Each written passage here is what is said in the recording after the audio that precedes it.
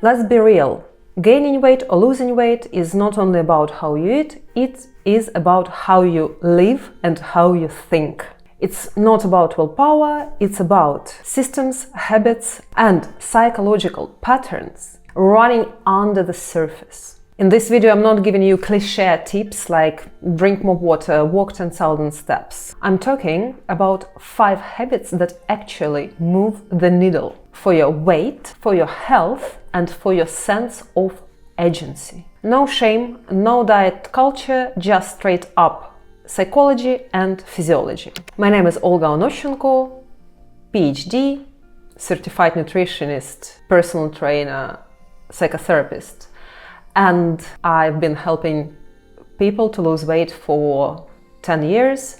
And this channel is marrying physiology and psychology of weight regulation and healthy life in general. First habit: do not drink coffee after 3 p.m. Caffeine blocks adenosine, which is a neurotransmitter that helps you feel sleepy. Half-life of caffeine is between 4 and 6 hours. What does half-life mean? If we consume 200 milligrams of caffeine, in 5 hours, let's take 5 as an average, we'll have 100 milligrams of caffeine in our system. In the next 5 hours, it drops down to 25%, which is 50 milligrams of caffeine, which can still be enough to disrupt our sleep. What does caffeine do to our sleep? Decreases deep sleep, decreases REM sleep, increases times awake.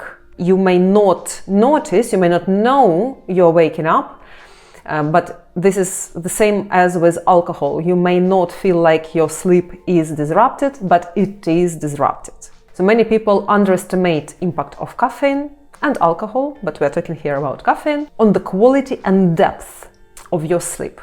And we know that both deep sleep and REM sleep are important for cognitive function, for recovery, immunity, and so on. And if there is lack of sleep, we're less insulin sensitive, our blood sugar regulation is off, we have more appetite, and also we are less likely to regulate our emotions healthily, so we're more prone to emotional eating. And not only coffee contains caffeine, here is a picture that illustrates how much caffeine is there in different foods and drinks. So what to do if in the afternoon you feel sleepy or you just crave coffee? First thing is movement.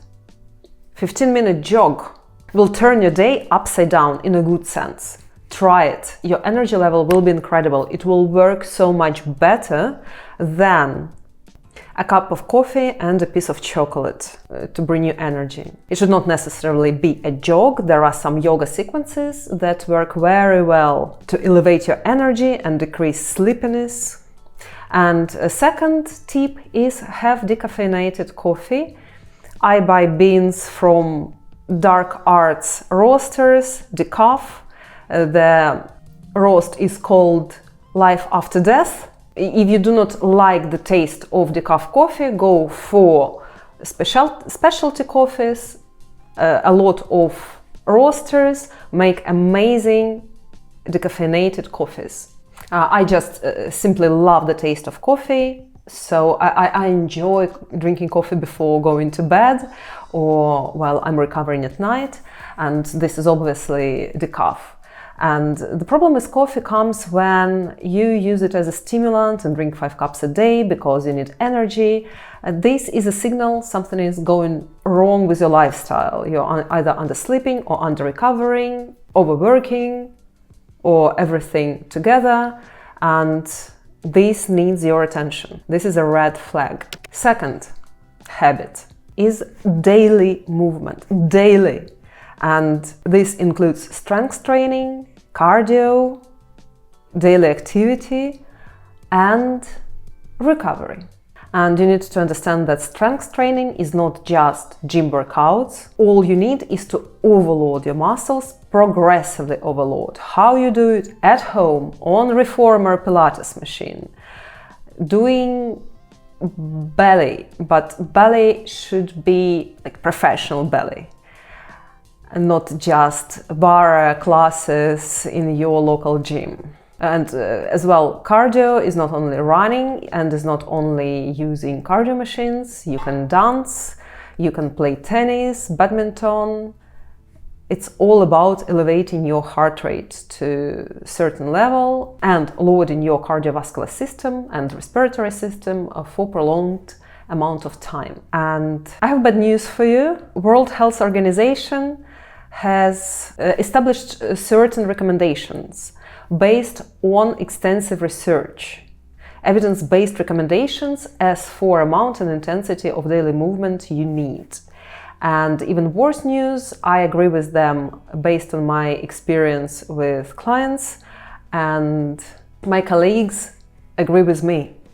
So there is no way out.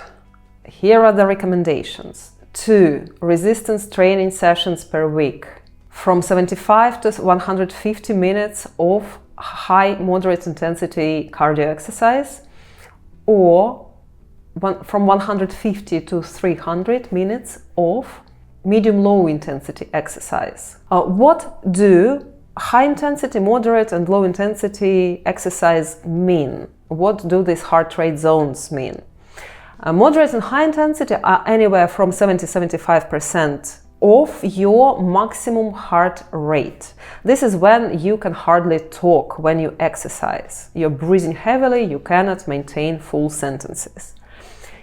Low moderate intensity is anywhere from 60 to 75% of maximum heart rate. This is where you can talk while exercising, but you cannot sing. Walking is not cardio for many people, unless it elevates your heart rate enough to get into cardio zone. If you're very unfit, walking can be your cardio exercise. How to get into exercise if you have never ever done anything, or if you're very unfit and you haven't exercised for a while. And now, on top of this strength and cardio, you also need around 8,000 steps, which is your normal daily activity. And that's quite a lot. And this can sound overwhelming, but please do not get overwhelmed. Give yourself time to settle with this information and to think how you can increase your daily activity. If there is no opportunity right now, think about how to create this opportunity. This is a long-term game. Also, you can make it efficient. You can use high-intensity interval training to get more activity done in a shorter period of time. For example, you can do 30 minutes of strength training plus 30 minutes of high-intensity cardio on one day, and second day in the gym you do the same, and this will be more or less okay. It can be also high-intensity resistance training in a CrossFit style, when you also challenge your cardiorespiratory system while lifting heavy weights. So it doesn't matter what you're doing, but if you're not doing enough, you will be gaining weight with time, which also can be normal.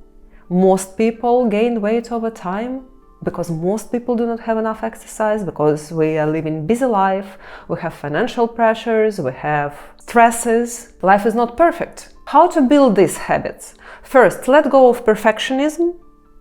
If you cannot run 5 kilometers now, you can start with walking and running with an app that helps you to run 5 kilometers. It's called Couch to 5K. Or if you cannot train 3-4 times per week, do once, and this is already something. Maybe add some walks, run errands.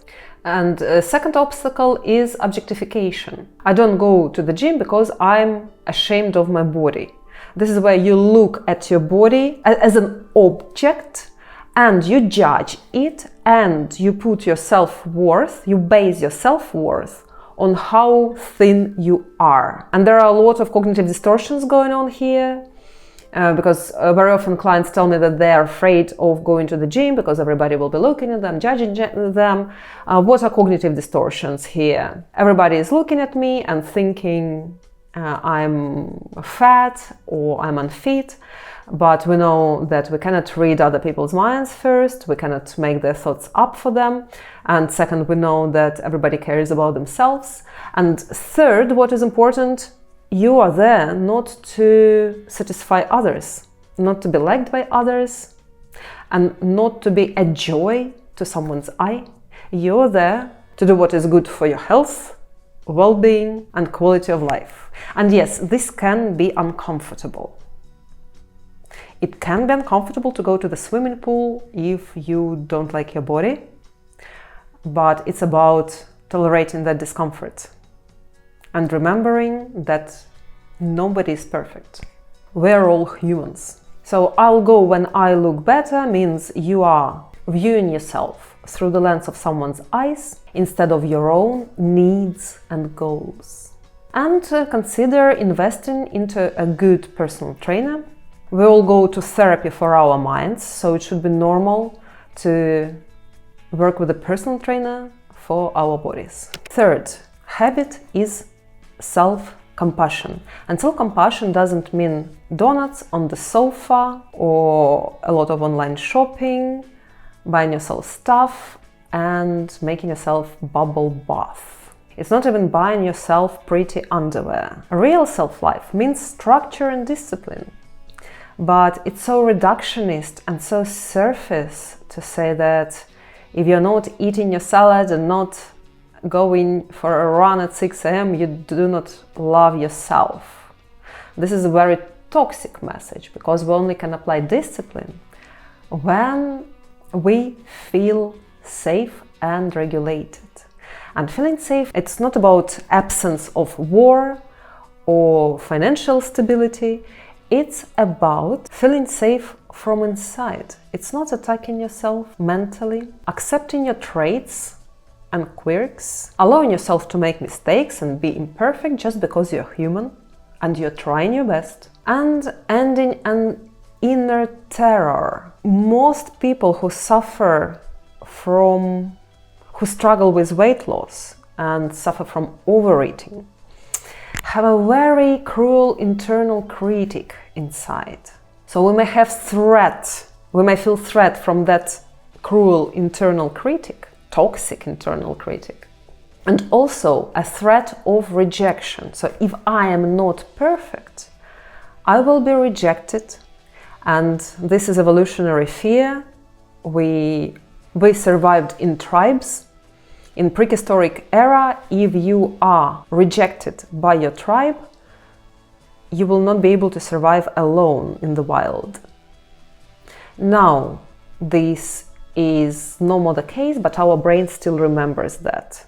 And every time you feel like you are disliked, and most people feel disliked if they're not fitting into standard body ideal, this is threat, and this is threat of rejection. So, and if we are constantly under threat, our nervous system is constantly dysregulated, we are most of the time in fight or flight mode, when in some cases, in the hardest cases, it means that you have constantly elevated cortisol, you are constantly dysregulated. No wonder you're constantly eating to self-soothe, to calm your nervous system down. And here is where self-compassion and self-acceptance come to play. How to develop them? First, identify cognitive distortions. Notice your thoughts, what you're thinking of yourself, what you're demanding of yourself. How are you treating yourself? Do you use all or nothing approach? I must be strong all the time. I must not make mistakes. I must be perfect. I am weak. I'm unlovable in this body. If I failed once, I'm worthless, and so on. Such cognitive distortions must be questioned. This is all not true. This applies to every single person. What else self-love means? Noticing your suffering, your problems, your emotions, your feelings. It can be exhaustion, it can be pain, it can be disappointment, or simply fatigue. Our task is be attentive ourselves, listen and attend to our needs, satisfy our emotional needs, satisfy our basic needs, And for this, we need to shift our internal dialogue from punishment and criticism to support. I don't say that there should be no self-criticism. Constructive criticism is always good. This is what moves us. But most people have toxic inner critic. They self-attack rather than constructively point at areas for improvement. We're beating ourselves up instead of supporting, guiding, being curious, what's going on, how can I help myself? So we need to replace our inner critic with inner cheerleader, or maybe even a really good Olympic coach, the one who doesn't criticize but supports. Because self-attack leads to paralysis. It doesn't help us develop. And self-support leads to progress and growth. So in short, self-compassion, self-love means noticing where you struggle, what's the problem, and try to solve it. And lack of self-compassion means either beating yourself up all the time or just running away from your problems. And where do we run away? We're running into the fridge. Fourth, vitamin D. The habit should be to check your vitamin D status regularly. If you're deficient, this is dangerous and this should be addressed ASAP with your GP. Because vitamin D is almost like a hormone. It influences our hormones, insulin, sex hormones. It influences immunity. Lack of vitamin D causes low-grade inflammation. Nobody wants inflammation. And vitamin D deficiency also compromises your bone health. So it's dangerous to be in a state of vitamin D deficiency. And why is it important? It's to check your vitamin D levels, because if you're deficient and if you're taking under the counter 1,000 international unit supplement, it takes too long to increase your vitamin D levels. If you are deficient and you go to your GP, then your GP may prescribe you 40,000 international units, 50,000 international units per week. And this will top up your vitamin D levels faster. And this is urgent. This is pretty urgent. It impacts far more than you think. A fifth habit, regulating emotions without food. Emotional hunger is not the same as physical hunger. And if we eat emotionally, in the absence of physical hunger, we're gaining weight because we're eating more than our body needs. We often eat because we are sad, we are bored, we don't feel good in ourselves, anxious, overwhelmed, and so on. How to tackle emotional eating? You need to notice, tolerate, and act. So first, you notice the emotion, or you notice you're in dysregulated state, or you notice you just feel bad and you're craving sugar when you're not hungry. Oh, not sugar, something else, crisps. Allow this feeling. Do not try to numb it. Do not run away from it. Accept it, let it be. And then choose something that may actually help. To be honest, breathing. I have never seen a client who would say, yeah, I tried that breathing exercise and it helped me. Normally, this is something more intense. It can be a physical exercise. It can be changing self-talk from self-attack to self-support. It can be going for a walk. It can be going to a cold shower. Or it can be co-regulation, talking to someone who is supportive, or asking someone to hug you. This can also be really effective. Or maybe you just need to satisfy your need. Maybe you're fatigued and this is why you're reaching for chocolate. Whereas you need to satisfy your need in rest and recovery. And this is a skill. This is a skill that you can develop. But to be honest, in therapy, this is only a small part of work, because very often it's about the context of your life. It includes how we speak to ourselves, our relationships with ourselves, how we treat ourselves, and what's going on in our lives. Do we have a fulfilling job? Do we have amazing relationships? Are we happy with who we are? If we have constant negative background then of course we need chocolate to make our life better, sweeter. And life doesn't have to be easy, but many of us are enduring things that we do not actually need to endure. And sixth habit is developing social network of supportive people, people who you can be yourself with, and at the same time protecting your boundaries. So we know that a good social network of friends, a lot of social support is not only good for your mental health, but for your physical health and longevity. So invest time in building warm, close connections with people. But in the process, don't forget about your boundaries, because they're also very important for your health and weight.